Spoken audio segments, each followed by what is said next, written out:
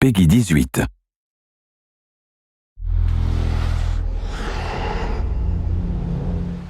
Hi, my name is Ashraf Ismail, Game Director of Assassin's Creed IV Black Flag, and I'm very proud to be showing off the Caribbean open world.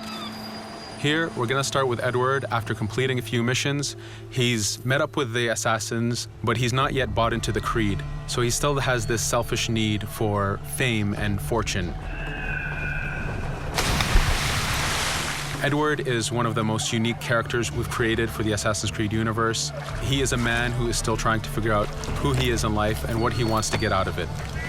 At this point in the story, he still wants that fame, so one way to get it is to complete these assassination contracts. This is a way to make money and to gain a bit of notoriety. So here we go. We have 2 targets to take out, 2 Templar brothers. So we're going to accept the contract, and the world map is going to show us where this contract takes place.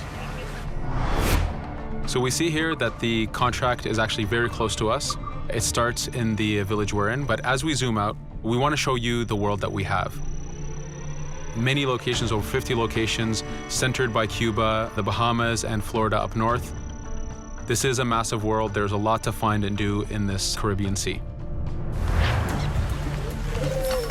But now we'll get back to the Fisherman Village and go after our targets. The Fisherman Village, it's one type of location in this world. It's really here as a convenience to the player. This is where you can start missions, where you can shop to upgrade Edward and the Jackdaw itself. It's really about the mood and the ambiance of the Caribbean Sea. In the distance, we have a tavern that we're approaching.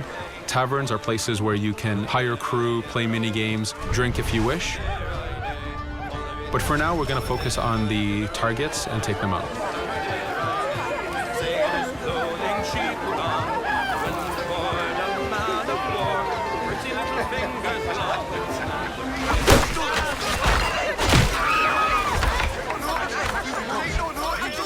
Now that we've taken out one brother, the other one's going to bolt. Just like classic ACs, we can chase him down and take him out that way, but there's many ways to complete this contract. We can use the new free aim system to shoot him this way, to eliminate him that way. We can jump onto the ship and take him out with his crew, but instead we're going to let him escape into the sea and follow him with the Jackdaw. This is your ship. This is the second main character of the game. You're going to have to customize and upgrade the ship as you go on this journey with Edward.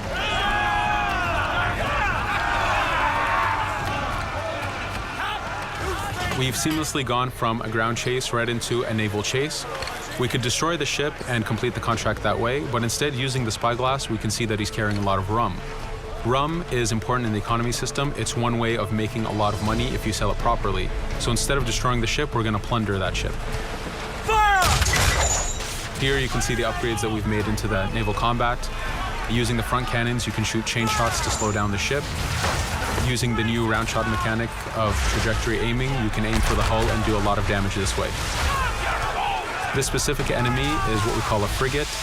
Frigates are the type of ships that you need to destroy as fast as you can, because the longer the fight lasts, the more damage they're capable of doing.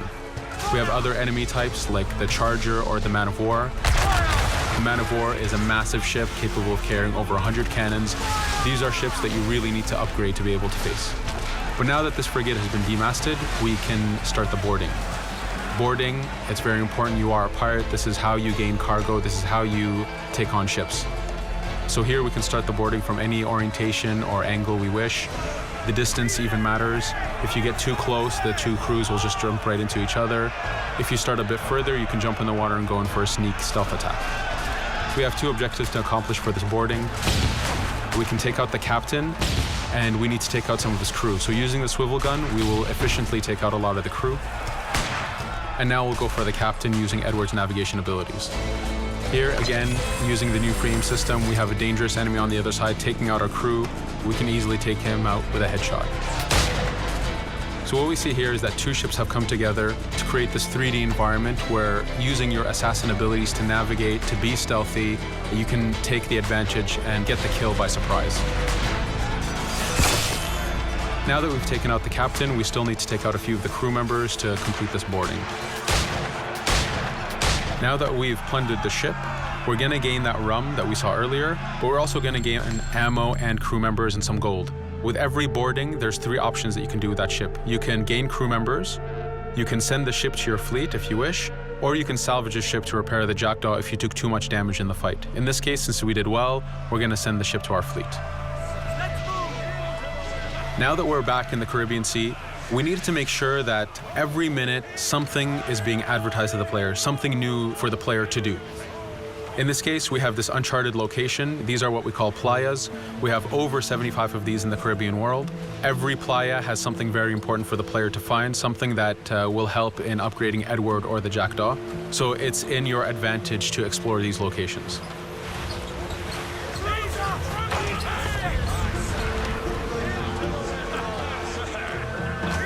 Again, for us, seamlessness is very important. We needed to be able to explore this Caribbean world without having too much interruption in the action. So being able to just let go of the wheel anywhere we want, jump into the water, and swim over to that location. This is very important for the mood and the immersiveness of this Caribbean open world. Here, as we get on the playa, in the distance we can see that there's a faction battle, but closer to us we can see that there's this poor drunken sailor who's passed away. But being a pirate, of course, we're going to loot his body and see what he has for us.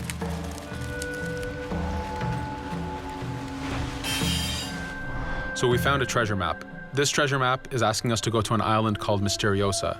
Every time you find one of these, you know that you're going to find a treasure that is linked to the progression of the Jackdaw or Edward, so they are very valuable. Here we're going to take a look at that faction battle. We have a British ship facing off against a Spanish ship. We could jump in and take advantage of this opportunity, allowing each ship to weaken the other and for us to plunder both. But now we're going to make our way back to the Jackdaw. Again, this is the second main character of the game. There's a lot of customization and a lot of upgrading to do on the Jackdaw. You can upgrade all the weapons to fit the playstyle you wish. Now, as we get onto the Jackdaw, we can see that the crew is cheering for us. Edward has a really close relationship with his first mate, Adewale, standing right there, and with his crew. And this is something that you'll see later in the demo, that we can lose and gain crew members. Again, using the spyglass, we can really see the contents of a ship, but you can also assess the danger and threat level of these ships. But for now, we're going to continue to Misteriosa to find that treasure. Here we've crossed into a harpooning zone. The harpooning system is connected to the hunting system, which is used for upgrading Edward himself. So you can upgrade the number of weapons he carries, the ammo that you can carry, and even his health. But for now, we've moved past that zone and we've got into a storm. Storms are very dangerous. If you're not careful, if you don't know how to navigate a storm, you will take damage to your ship and you will lose crew members.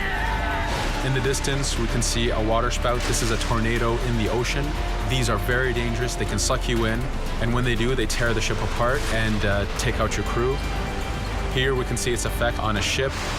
This poor ship got sucked in and got destroyed. Storms are very dangerous, but we wanted the player to take advantage of this. When you've mastered a storm, when you know how these systems work, you can pull enemies into a storm and let the storm do damage for you. So there is a strategic element to using a storm in the world.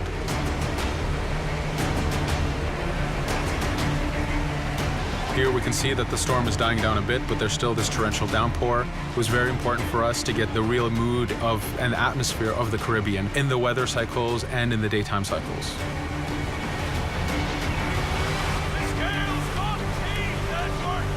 But here, since we've survived the storm, did pretty well, let's order our crew to sing. Sea shanties are a part of this game. It's a collectible that you can find in the world. So the more you find, the bigger playlist you have for your crew. But for now, we've made it to Misteriosa. So again, we're going to seamlessly get off our ship and explore this location. Misteriosa is a Mayan ruin. Mayan ruins are heavy with stealth and navigation capacities. There's a lot of treasures and hidden discoveries to be found in these locations.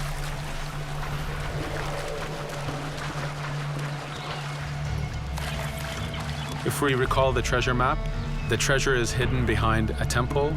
So just by quickly looking around, we can see that temple looks about right. So that's our objective. We'll head there. As we go this way, we can see there's a lot of guards on the beach. We could go in and fight them if we wish to, but to show off that this is a mini open world, we're going to try to find a different route to get to our objective. Here, we've seen a guard. We don't want to alert him, and we don't want to alert the guards on the beach, so we're going to use our stealth ability to take him out silently.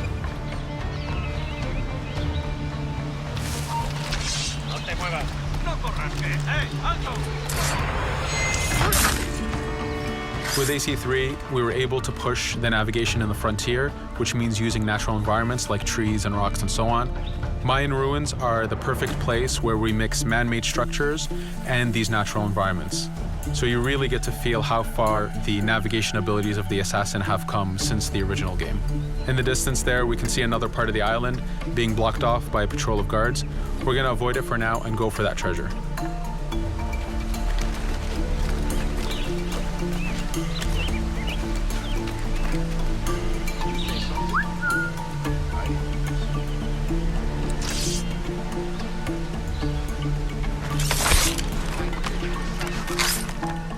It's important for us to be able to give the players new tools, specifically for stealth. In this case, we have the blowpipe.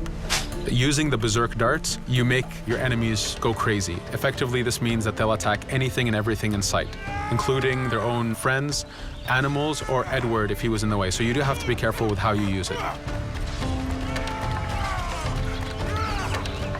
But now that we've caused a distraction, if we happen to fall down there, at least there's already a bit of damage done for us. But using our navigation skills, we're able to get past that area without any trouble. There in the distance, you can see the jackdaw placed exactly where you left it when you got onto this location. It's really important for us to show the beauty of this Caribbean world. The Caribbean has some amazing vistas, and we pushed ourselves to replicate this in the game.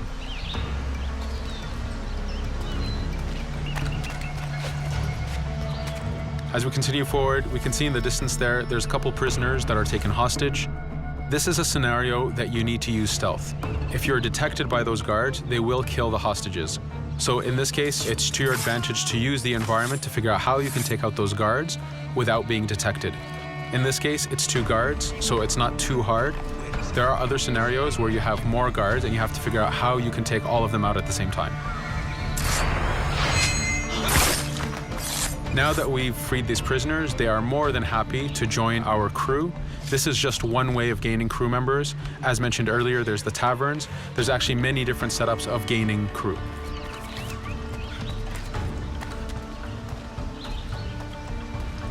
Here, we're going to go back to the treasure map. We can see that the treasure is actually behind the temple near a fountain. So if we just look around, we can see that it's around here.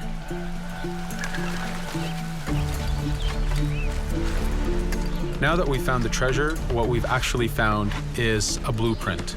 Blueprints are incredibly valuable for the upgrading of the jackdaw. This is how you can upgrade the biggest and most devastating upgrades of the ship.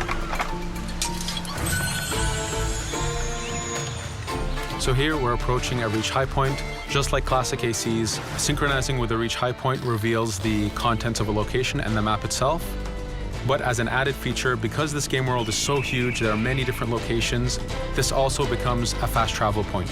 So now you can, by synchronizing, now you can come back here anytime you wish to collect those treasures that we passed up a bit earlier. Here we've reached the end of the demo. This was a tease of the open world that we have. We're very excited to be able to show off this game and to let you play it very soon. Thank you for joining us.